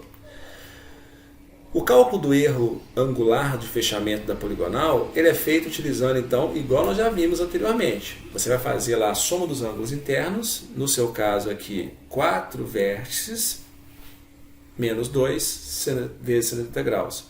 A soma dos ângulos internos aqui, então, já que são 4 vértices, 4 menos 2 vezes 70 graus, 360 graus.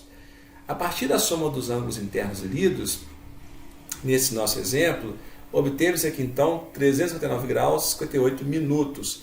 Nesse caso então, fazemos aqui o cálculo do erro angular. Nesse caso aqui nós já vimos que o somatório dos ângulos internos é 360 graus. O nosso somatório dos ângulos internos lidos faltou então 2 minutos para ficar igual ao somatório dos ângulos internos. Nesse caso então nós temos que avaliar se o erro está dentro do tolerado. Nós vamos fazer aqui então 2 minutos é o nosso erro ocorrido e vamos aplicar a fórmula do erro máximo tolerado. Nesse caso, a precisão do equipamento que nós estamos simulando aqui é de 1 minuto, vezes a raiz de n, que são 4 vértices. Nesse caso, o erro máximo tolerado com essa condição é de 2 minutos, já que esse 2 aqui ele vai ter a mesma unidade da precisão do equipamento que está sendo utilizado aqui. 2 minutos, o nosso erro está justamente dentro do tolerado, então ele pode ser continuado. Como que vai ser feita a distribuição dos erros? Justamente a partir dos ângulos aqui lidos. Aqui pode considerar os ângulos aqui no caso simples. A para B, aqui de B para C, C para D, D para A. Então, essa correção vai ser feita a partir desses ângulos lidos. Então, como que você vai fazer aqui agora? Faça essa planilha no seu caderno, para que você vá preenchendo ela junto comigo aqui, para você começar a entender melhor o que está acontecendo. Então, faça aí essas colunas, e aqui você vai fazer com 5 linhas posteriores aqui. Ó. Então, essa tabela ela tem que ter um espaçozinho bom para você conseguir preencher todos os seus dados. E aqui tem o significado de cada um dos elementos que compõem essas colunas dessa tabela. Lembrando que essa tabela aqui nós fazemos no pós-campo, viu pessoal? Você não fica preenchendo tudo isso lá no campo, não. Você só preenche no campo a estação, o ponto de visada, o ângulo interno lido, o azimuth do ponto inicial e a distância horizontal. O resto tudo é feito no pós-campo. Então, você obteve aqui os seus ângulos internos lidos. Repare que esses valores aqui, ó, eles são exatamente iguais a esses aqui das leituras dos ângulos simples. Beleza? Então, essas são as leituras dos ângulos internos lidos. Você fez o somatório, você já fez, né? Então, a diferença sua aqui, no caso, aqui, nesse exemplo aqui, ele foi de o somatório 359 graus, 59 minutos, 20 segundos. Então, esse aqui foi o erro. No caso aqui, o erro desse levantamento aqui em específico foi de 40 segundos. Qual que é o erro máximo tolerado? Aí tem que se avaliar se ele está dentro do tolerado ou não. O tolerável aqui é a mesma forma, precisão vezes raiz de n. Qual que vai ser a distribuição do erro angular? Você vai fazer a compensação. A compensação vai ser igual a o erro que ocorreu no seu levantamento dividido por n, que é o número de vértices. Então, faça aí a compensação nessa planilha. Então, sempre que eu falar isso, dê uma pausa e faça antes de ver o resultado, para você praticar melhor. Isso vai auxiliar na sua compreensão. Então, após aplicar esses 40 segundos, nós vimos que o erro vai ser distribuído em 10 segundos para cada um dos elementos, para cada um dos vértices. Como faltou 40 segundos para chegar em 360, nesse caso, então você vai somar 10 segundos em cada um dos vértices do seu levantamento. Fez a compensação, então aqui você tem nesses novos dados os valores corrigidos, ou seja, compensados. A partir desse momento, sempre que você tiver que usar alguma informação de ângulo interno, você vai passar a utilizar os ângulos internos compensados e não mais o ângulo interno lido simplesmente. Repare que ao fazer o somatório dos seus ângulos internos compensados, o resultado deve agora dar 360 graus. Caso o resultado não dê 360 graus, averigue se você não fez algum cálculo errado, pois pode ter sido isso. Então, posteriormente a isso, você vai fazer o cálculo do azimuth. Qual que era o azimuth do seu levantamento? Você tem o azimuth do ponto A para B. Relembre, volte lá no slide e veja qual foi o azimuth de A para B. Aí você vai colocar ele aqui, que é o único que você obteve no campo. Após isso, você vai calcular os outros azimuths, sempre com base naquela fórmula, azimuth anterior mais o ângulo interno lido. Faça o preenchimento então na sua planilha para você fazer essa execução. Aqui tem aqui só para você relembrar aqui como é que você vai fazer o seu preenchimento do azimuth. Nós temos o azimuth inicial, que já é dado no levantamento inicialmente. Faça o cálculo então aí dos azimuths B para C, C para D e D para A. Dê uma pausa e execute. Esses então são os valores dos azimuths calculados para cada um dos nossos pontos. Sempre azimuth anterior mais o ângulo interno lido. Veja se ele está maior ou menor que 70 graus. Aí depois vai azimuth anterior mais o ângulo interno lido. Veja se ele está maior ou menor que 70 graus e faça as suas execuções. Isso daqui é exatamente igual nós vimos nessa aula mesmo, um pouco mais anteriormente. Fez então a compensação, o cálculo de todos os azimuths. Agora você vai fazer então a obtenção das projeções. Essa informação da distância horizontal, eu esqueci de colocá-la antes, mas ela aparece justamente no campo. Então todas as informações que estão em vermelho são informações que você obtém no campo. Então a distância horizontal você já obteve anteriormente. Qual que é a projeção calculada? A projeção aqui que você vai fazer agora, ela é justamente com base nas informações que você já obteve. A projeção ela serve para mostrar onde que esse ponto estará posicionado através do seu cálculo. Então, por exemplo, a projeção ela utiliza a informação da distância horizontal vezes o seno do azimuth para o ângulo x, para o ponto x, e a distância horizontal vezes o cosseno do azimuth para a coordenada da projeção do ponto y. Nesse caso, então, a projeção ela vai te mostrar para que lado que vai estar. Então, se você tem o azimuth, então se você tem o valor do ângulo desse azimuth, então você sabe qual que é a direção. E você tem a distância, você tem a direção e a distância que te dá a posição de onde que esse ponto, esse vértice estará posicionado. Então, faça o cálculo aí. Então, projeção desse ponto X aqui. Você vai utilizar a distância horizontal vezes o seno do azimuth, que você já tem aqui. Dê uma pausa e calcule para todos os pontos. Então, esses são os valores das projeções de cada um dos pontos. Aqui embaixo está te mostrando justamente o que nós fizemos. Essa projeção de XAB. Nesse caso aqui, ó, a distância 65, a distância horizontal 65,62 vezes seno do azimuth, que é esse valor aqui, menos 47,32. E do YAB, ela foi a mesma coisa, a distância horizontal, só que aqui agora vezes cosseno desse azimuth aqui. E aqui deu 44,93. Apenas uma observação, por que está menos 47 na coordenada X, no eixo X? Isso significa que essa projeção, imagina aqui, ó, você tem aqui ó, linha do eixo X e eixo Y. Se no eixo X ele está com menos 47, significa que ele está à esquerda do seu eixo Y. Então quer dizer que ele é um valor negativo. Então isso é somente para você ter a orientação. Sinal negativo quer dizer que ele está à esquerda do seu eixo centro de origem, no valor 0, e positivo ele está à direita do seu ponto de origem, no valor 0. Da mesma forma, aqui ó, no Y, como ele é negativo, quer dizer que ele está abaixo da linha do eixo X. Ele é um valor negativo. Tem aqui os valores de todos eles, seus cálculos, e no final aqui você faz o somatório desses valores da projeção. Então você vai ter aqui o ΔX e o ΔY. Nós vamos utilizar eles agora para fazer as correções. O erro linear ele é determinado por essa fórmula. Então você vai fazer aqui ó, a raiz de ΔX ao quadrado mais ΔY ao quadrado. Esse valor ele vai ser o erro linear. O erro linear ele não pode ser superior ao erro que você calculou. O seu erro calculado não pode ser superior ao erro linear. Por exemplo, aqui, o erro linear calculado aqui, ele é de 0,156 metros.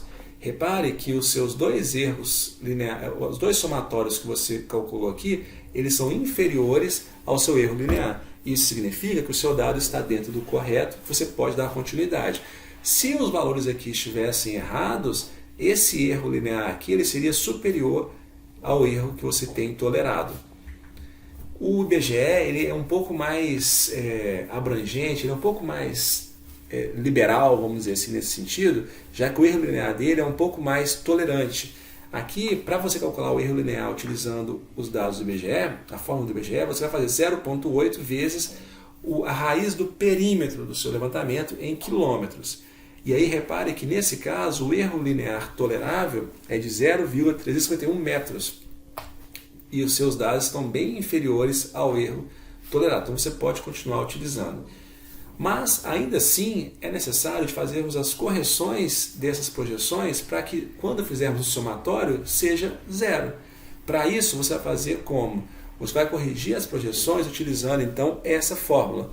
A correção de Cx vai ser dado por ΔX, que é aqui, vezes a distância horizontal que você já tem, e dividido pelo perímetro, que é a soma de todas as distâncias horizontais. Você vai fazer isso para o ΔX e o ΔY e você vai ter a correção de Cx e Cy. Dê uma pausa no seu vídeo e faça esse exemplo. Aqui, então, você teve esses valores, 0,03, 0,04, aqui está errado, aqui é 0,04, e aí você tem todos os valores aqui. Quando você soma, você vê que os valores eles são similares aos seus respectivos valores de delta. Esse sinal, ele indica como que vai ser feita a correção dele. No caso, repare que é 0,10. Então, quando você soma aqui, ó, tudo é positivo. Então, você vai ter que subtrair da sua projeção calculada para quando você fizer a compensada, você ter o ajuste de forma que ele fique igual a zero. Então, aqui, como é positivo, a correção aqui agora para a projeção compensada ele vai ser negativo. Se fosse negativo, a correção seria como positivo. Então temos aqui todos os valores calculados, as projeções. E agora a projeção compensada você vai fazer o cálculo adicionando ou subtraindo o erro na projeção calculada. Então a projeção compensada aqui, XY, ela vai ser o quê? X', ela vai ser o seu dado X mais ou menos o valor da compensado. Dê uma pausa e faça os cálculos da sua coluna. Aqui então nós temos aqui menos 47,82 menos 0,03, o resultado nosso aqui então é menos 47,85. Nesse caso, você vai fazer para cada uma das colunas e suas respectivas linhas e você vai ter então o valor das projeções compensadas. Posteriormente, faça aqui o somatório dessas informações e você vai ver que o valor vai dar então igual a zero. A última etapa é o cálculo das coordenadas. Só chamar a atenção aqui, se a correção estiver correta, o valor vai ser igual a zero. As coordenadas, nós já fizemos isso anteriormente. Para você calcular as coordenadas, você vai fazer o quê? Você vai utilizar a coordenada xn-1 mais x', ou seja, a projeção compensada. Então é sempre a coordenada anterior mais a projeção compensada. No caso das coordenadas, nós sempre temos que informar a coordenada do primeiro ponto. Então você pode utilizar uma coordenada arbitrária, ou seja, 0, 0, que é igual ao que está nesse exemplo. Então você pode pegar uma coordenada UTM através de um GPS e a partir dessa coordenada todas as outras serão também referenciadas a essa. Então dê uma pausa no seu vídeo e faça o cálculo das coordenadas. Aqui nesse nosso exemplo, como eu disse, foi 0 a coordenada do ponto XA e YA. E aí as coordenadas seguintes elas foram calculadas a partir dessa informação inicial. Então qual é a coordenada XB? Nós vamos utilizar essa fórmula então. Nós vamos utilizar XA, que é 0, mais XAB, a projeção de XAB, que no caso aqui é menos 47,85. Então 0 mais menos 47,85, então a coordenada aqui de XB ela é igual a menos 47,85. A coordenada de YB é a mesma coisa, eu vou utilizar YA, que é aqui 0, mais o valor do seu anterior, que é Y', que é 44,89. Então está aqui, coordenada 44,89. Do ponto XC, mesma coisa. Pego aqui ó, o valor da coordenada do XB, mais ou menos o valor da projeção compensada de XB, menos 68,94. Para o YC, você vai fazer a mesma coisa. Você vai fazer a coordenada do YB, 44,39, mais ou menos, aí no caso aqui, somando, né, a projeção compensada do YB, que é menos 23,58. O resultado, então, 21,31. Faça isso para todos os pontos. Calculou, você vai ter, então, as coordenadas desses pontos. Para você ver que essa informação ela é correta, faça um desenho no seu caderno, um gráfico com o eixo Y, eixo X, e aí você faça aqui essas coordenadas, tentando manter uma linearidade. 0, menos 10, menos 20, menos 30, menos 40. E depois você faz no Y também a mesma coisa. 0, 10, 20, 30, 40. E aí você vai fazer os pontos com as suas posições. Você vai ver que o formato que vai gerar a partir dessas coordenadas no seu caderno ele vai ser similar àquele desenho que nós fizemos, que nós vimos que é referente ao levantamento, que foi lá no início dessa atividade, que é aquele retângulo meio que na diagonal aqui para a esquerda. Beleza? Os cálculos das coordenadas, nós geralmente quando vamos para o campo, nós utilizamos para preencher isso, essa informação, que é o cálculo aqui das coordenadas pelos vértices dessas poligonais. Então você geralmente quando vai para o campo, leve uma planilha dessa impressa, para você ganhar tempo, para não ter que ficar imprimindo isso lá na hora. Nós também podemos calcular as áreas. Calcular a área é fundamental para nossa atividade de topografia. Sempre quando alguém pede um levantamento, ela vai pedir ali uma informação de área, porque é uma informação muito útil para gestão, planejamento de uma área específica.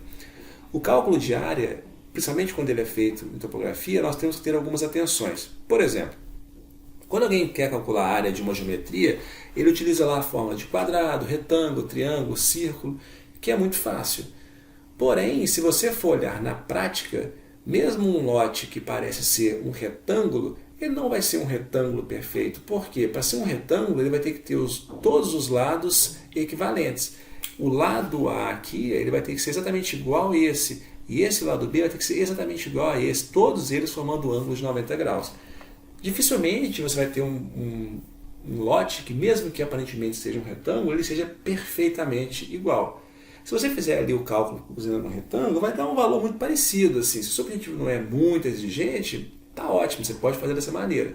Mas numa topografia, quando a gente calcula e envolve até mesmo casas decimais, você tem que ter a forma perfeita. E nesse caso, então, nós vamos considerar as formas geométricas como sendo polígonos, ou seja, polígonos com áreas indefinidas. Para você começar a esquentar aí o motor, calcule aqui, faça esses dois exercícios. O número 1, calcule a área e o perímetro de um campo de futebol com base de 25 metros e altura de 5 metros. E depois, esse exercício 2, calcule a área do terreno abaixo, onde já tem essas informações com base nessas coordenadas cartesianas. Dê uma pausa e faça o cálculo desse exercício. Então a área do número 1, 125 metros quadrados, com um perímetro aí de 60 metros. E a área do número 2, 36.400 metros quadrados. Então, sempre tem que ter essa informação. Área, metro quadrado, perímetro em metro. Para nós calcularmos uma área que é irregular, por exemplo, você tem aqui um terreno que tem esse formato aqui. Qual que é a área dele? Você pode utilizar cálculos utilizando formas geométricas, como você vê aqui, tudo forma uma forma geométrica, seja um trapézio, seja um triângulo. Então você tem condições de fazer cálculos por formas geométricas. Só que na prática isso demora muito. Você tem que ser um pouco mais ágil na topografia. Então existem várias formas, eu vou mostrar aqui duas para vocês. Quando você quer utilizar método não numérico, ou seja, não ter que necessariamente trabalhar com a forma geométrica, você pode utilizar somente as coordenadas da figura. Então, por exemplo, você foi no campo, fez o levantamento lá dessa forma geométrica. Ela tem lá 4 vértices. Em cada vértice desse aqui, quando você fizer o cálculo da sua planilha, você vai ter as coordenadas dos 4 vértices. Somente com as coordenadas você vai ser capaz de obter a área dessa propriedade com muita facilidade. Esse primeiro método ele é muito interessante para automatizar o processo.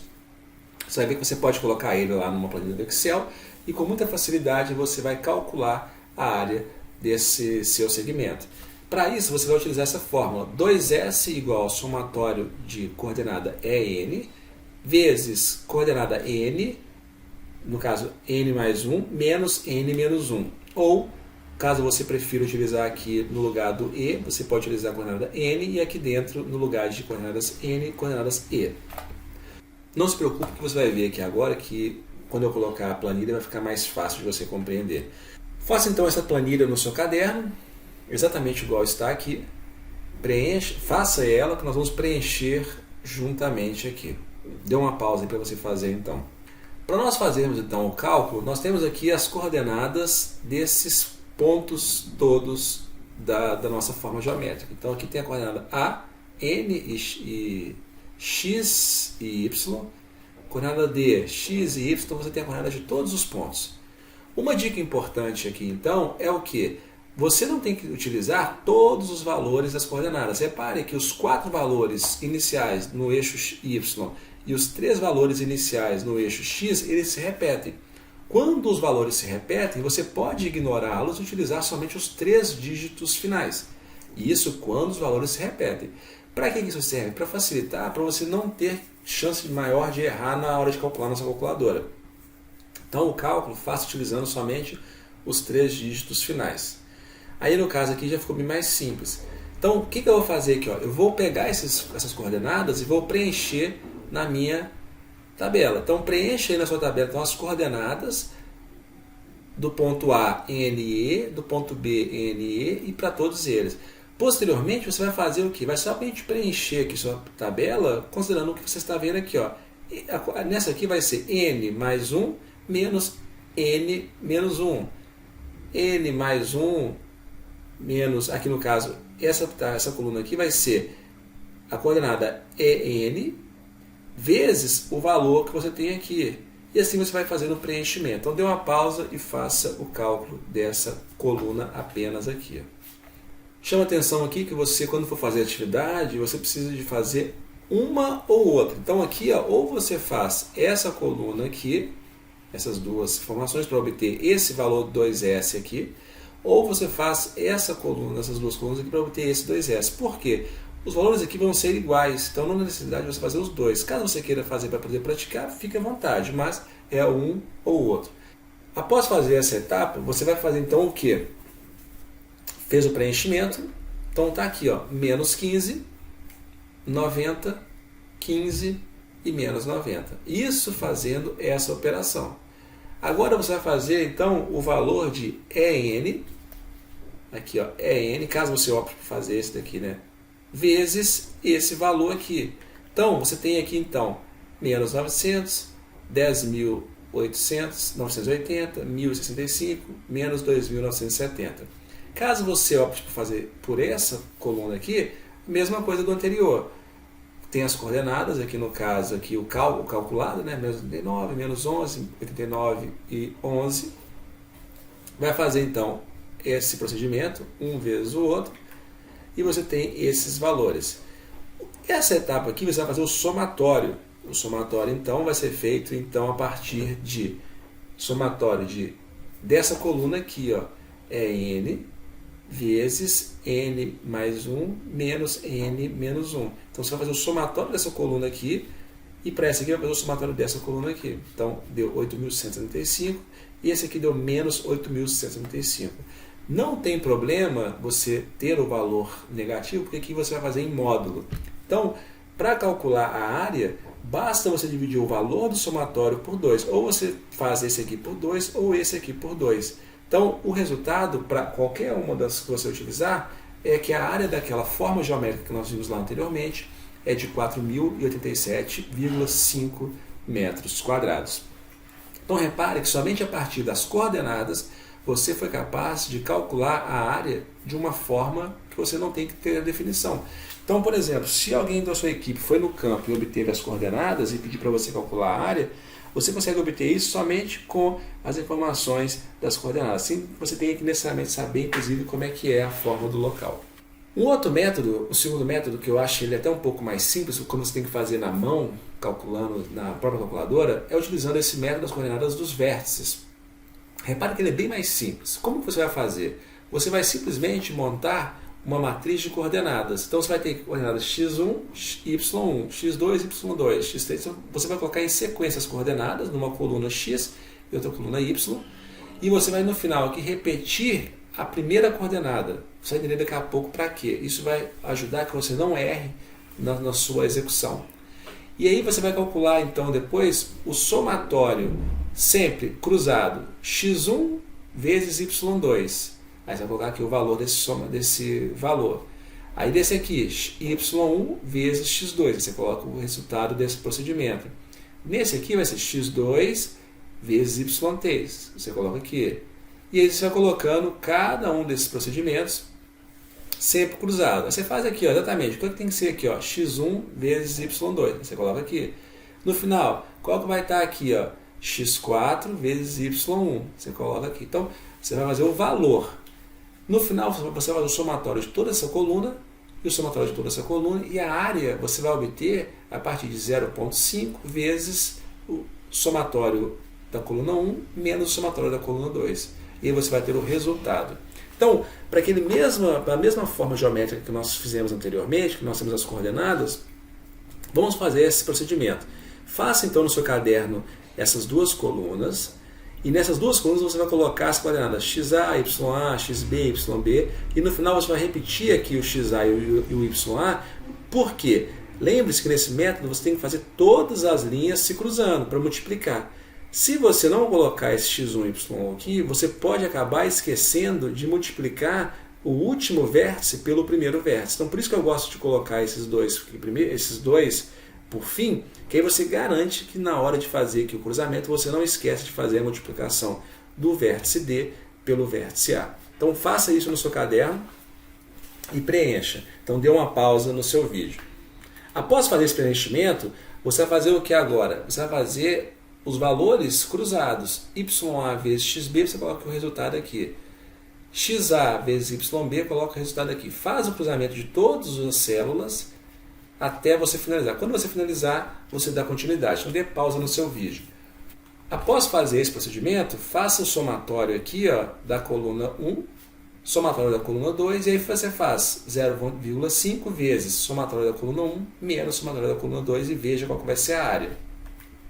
Então nós temos aqui o que foi feito, os valores, as coordenadas, fizemos os cruzamentos, seus respectivos valores, e aí, ó, ao fazermos aqui essa soma final, já que é 0,5 vezes o somatório daqui menos o somatório daqui, o resultado foi 4.087,5 metros quadrados.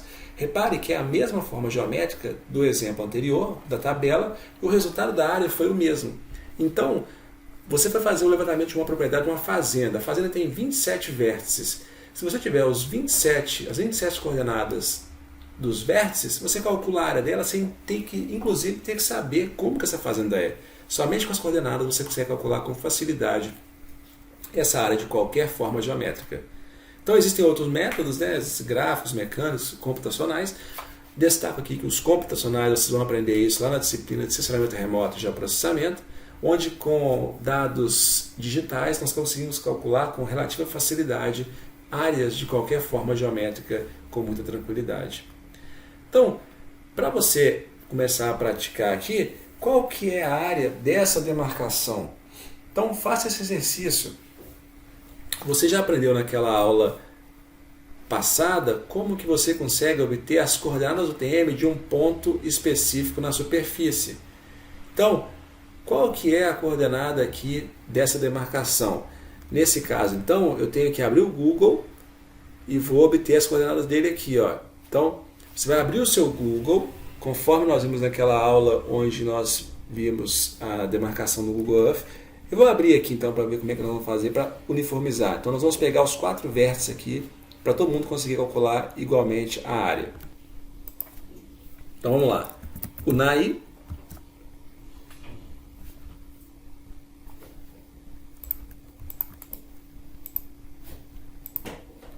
Eu vou buscar aqui o local que está nosso campus. Então está aqui. Então o campus está aqui, ó. Caso o seu dado esteja ficando igual ao meu aqui, ó, meio torto, quer dizer que o seu Google ele está ativado para fazer deixando ele como se fosse um pouco mais torto quando você vai aproximando. Para isso, você vai desmarcar isso aqui, ó, essa inclinação. Não inclinar automaticamente ao aplicar zoom. Que aí, quando você der o zoom, ele não vai mais fazer ficar torto igual ele estava. Viu que agora ele ficou retinho. Eu apertei o R para ele ficar retinho. Então eu quero saber aqui qual que é a área desse polígono. Então eu vou vir aqui, eu vou pegar o ponto A, vou colocar aqui, ponto A, vou pegar aqui o ponto B, vou colocar ele aqui, ponto B, vou pegar aqui o ponto C,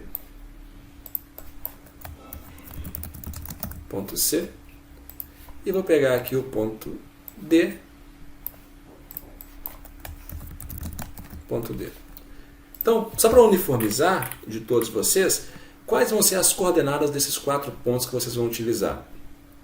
O meu Google já está em coordenada UTM, caso você não tenha assistido aquela aula anterior, veja todas elas, porque nas aulas anteriores, quando nós abrimos o Google, eu mostrei exatamente como que você configura o seu Google Earth para ele ficar com coordenada UTM. Mas aqui você não vai precisar de fazer isso, porque eu já vou te passar as coordenadas. Então anote aí, ponto A, coordenada do ponto A vai ser essa daqui. Anote essa coordenada, faça uma tabela com 4 linhas, com 5 linhas, né? Você coloca lá ponto A, B, C e D, aí coluna 2 vai ser coordenada X, coluna 3 coordenadas Y. Aí a coordenada X aqui do ponto A é essa daqui, e a coordenada Y do ponto A é essa. Então dê uma pausa no seu vídeo e anote essas coordenadas na coluna. Da mesma forma, agora você vai fazer a mesma coisa para o ponto B. Anote aqui as coordenadas X e Y, dê uma pausa no seu vídeo e coloque na sua planilha. Agora para o ponto C, mesma coisa, dê uma pausa no seu vídeo e anote a coordenada X e Y do ponto C. E por fim, anote a coordenada X e Y do ponto D. Com esses 4 pontos e suas respectivas coordenadas, das coordenadas da área desse nosso de interesse, utilizando esse mesmo método aqui. Então faça aí o cálculo para ver qual que é a área que nós demarcamos. Nesse exemplo que eu fiz aqui no slide, o cálculo da área no Google foi de 9.960 metros quadrados. Mas como eu acabei de criar aqui agora aleatoriamente com vocês a área no Google Earth, pode ser que o valor fique diferente. Veja aí qual que é o valor que deu e vamos aprender a calcular então. Calcule a área com base nesse valor. Essas foram as referências utilizadas nessa aula. Caso você tenha dúvida, sempre utilize as referências utilizadas na aula para você conseguir entender corretamente a parte teórica e associar com a parte prática. Veja os vídeos que nós vimos, que estão disponíveis como materiais complementares, para auxiliar na sua compreensão. Essa foi a aula que nós acabamos de abordar. Espero que você tenha conseguido assimilar todas as informações e leia bastante e procure esses materiais complementares que estão disponíveis no site do Geotech para auxiliar no seu aprendizado. Obrigado e até mais.